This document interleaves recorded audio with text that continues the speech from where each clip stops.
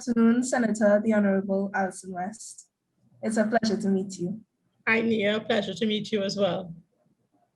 I'm going to start with the first question now. What are your thoughts on the benefits of digitization in education? I think digitalization allows us so many opportunities in the educational sphere. It gives us the opportunity to introduce a lot more variety in our education because we are no longer reliant on the local skills that we have.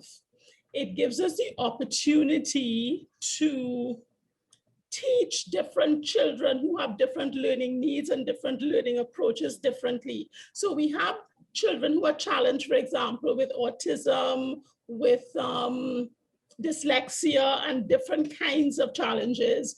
And at the moment, we are grappling on how to educate them and not leave them behind. We had started a pilot program where we separated them into a particular school and we're teaching them separately, but then that deprives them of other opportunities and interaction with others of their peers. And so with a digitalized education system, it allows us, while we keep them together, to teach them differently so we bring them along. It also creates the opportunity, for example, for exchange of programs. We have twin cities and we have aligned ourselves with different countries and we have the opportunity now to exchange education programs, to educate each other across the seas. And so it opens up so many doors for us now, and it gives us the opportunity to merge online learning, which some people do very well, and physical learning, which we also require to ensure that we continue with socialization and interaction and that kind of thing. So I think we now have an opportunity, unfortunately brought on by a global pandemic, but an opportunity to create an education system that is broader and wider and much more comprehensive than the one we are walking away from. Okay. What are the plans for closing the gap between students who are facing challenges with online learning in comparison to those who face challenges with face-to-face learning? Will there be a blended approach post-COVID? Yes, the Minister of Education has been talking about a blended approach, and this is actually something that was contemplated even before COVID hit us.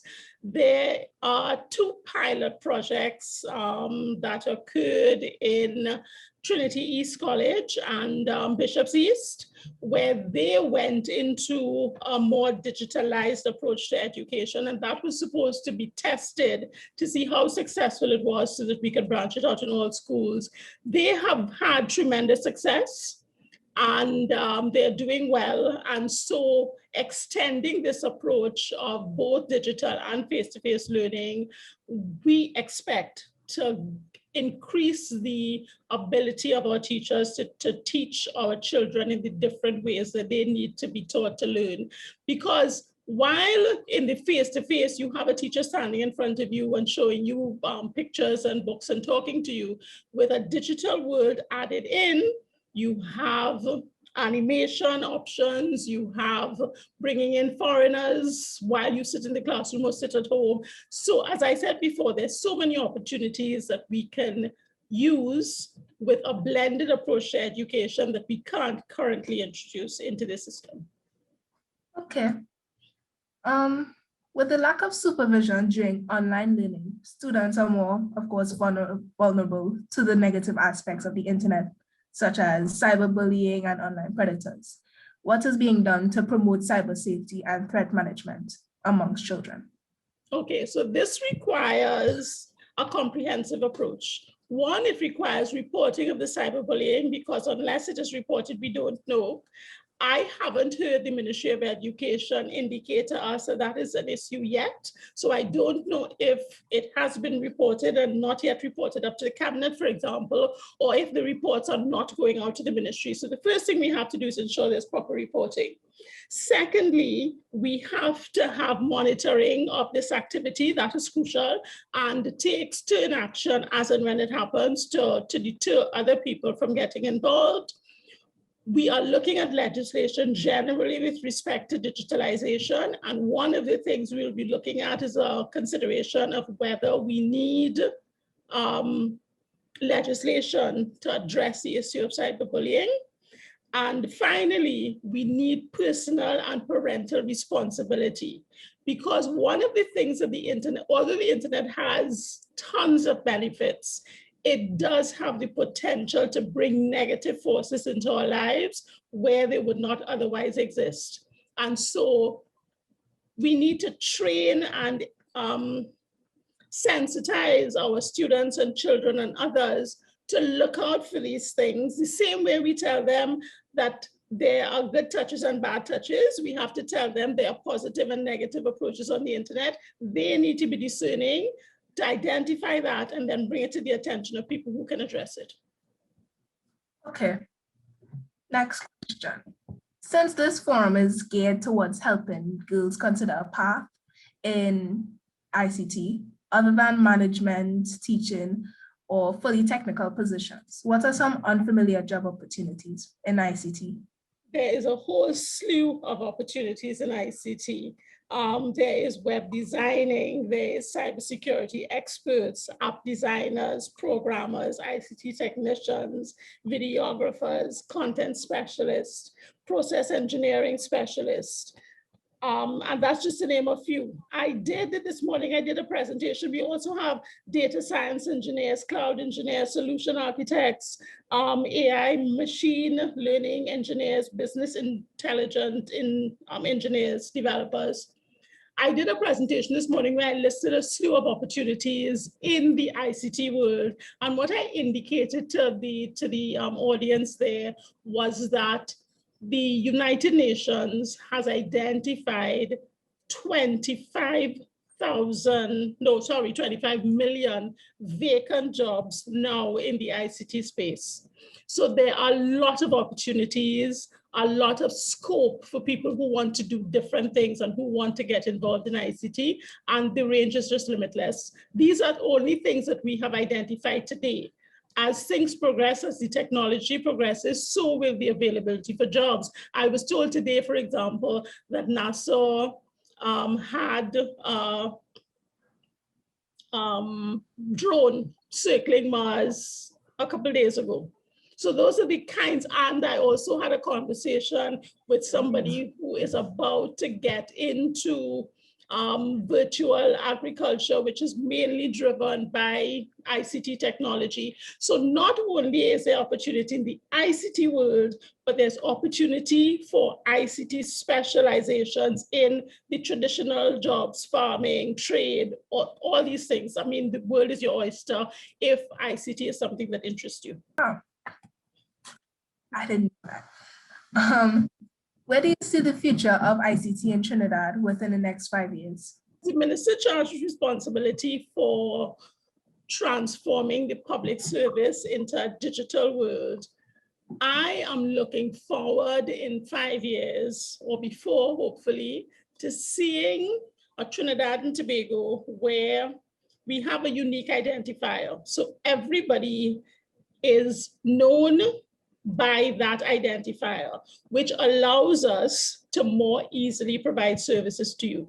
So a child is born in the hospital, his birth information is uploaded to the Attorney General's office electronically, and a birth certificate is issued electronically while the child is still in the hospital. If the child is born with a birth defect, that information is provided to the Ministry of Social Development so that the ministry can reach out proactively to see what assistance those parents need in terms of providing for that child. the information is also provided to the Ministry of Education. So the Ministry of Education knows that in 5 years' time, we need to find space for a female child who is currently living in Tacarigua. And that kind of interconnectivity will allow the state to be more proactive in the provision of services to its citizenry. That is what I'm hoping for Trinidad and Tobago within the next 5 years. Okay. Have a bonus question for you. I am currently interested in digital art and possibly becoming a part-time online influencer, among other things. That said, what would you say to girls like myself who may be interested in non-traditional career paths in ICT? I will say to you that there's so much opportunity for you out there. What you need to do is develop your skill, work hard at mastering what you love, because it's so important to enjoy what you love, because you spend a lot of time working. So to work in a job that makes you miserable really is a non-starter. So find an area that you love. If it's ICT, great, because there's a lot of opportunity, and then go after it with a vengeance.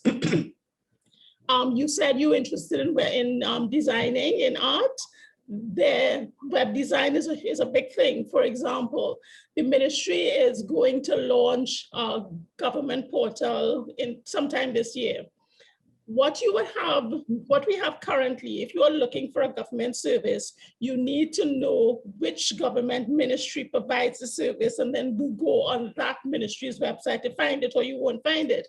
What I am trying to achieve, what we are trying to achieve, is the establishment of a universal government portal. So you go into that portal and you ask for whatever you need that the government provides, and the website takes you there. So we will need somebody with skills in web designing to come up with something that's appropriate. We are discussing at the ministry now the issue of ebooks for learning for the school system. And therefore we will need somebody with art skills to do the animation for those books, to do the artwork. And therefore there's so much opportunity in that area. So I will encourage you, if you have that interest, develop it. And I look forward in a few years' time to you being a star in that area.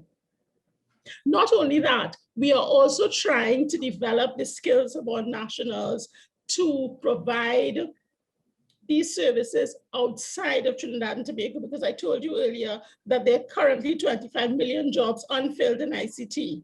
So that means we have a significant potential for export. And one of the things we're trying to encourage is diversification in our exports. And we are actually looking at setting up a company now to promote the skills of our nationals outside of Trinidad and Tobago. So those are opportunities that you can pursue.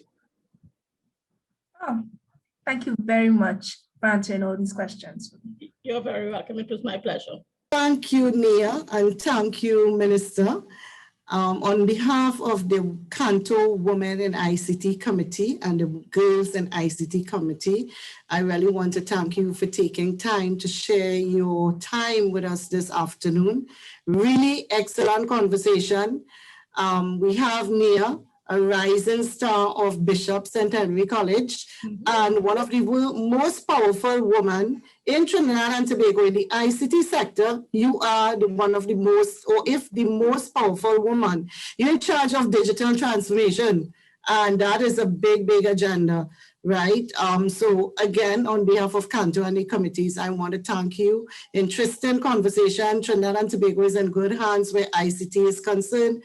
We have young people like Nia, who is rising, who is up to the challenge, asking all the right questions. So we are in a good place. Thank you again.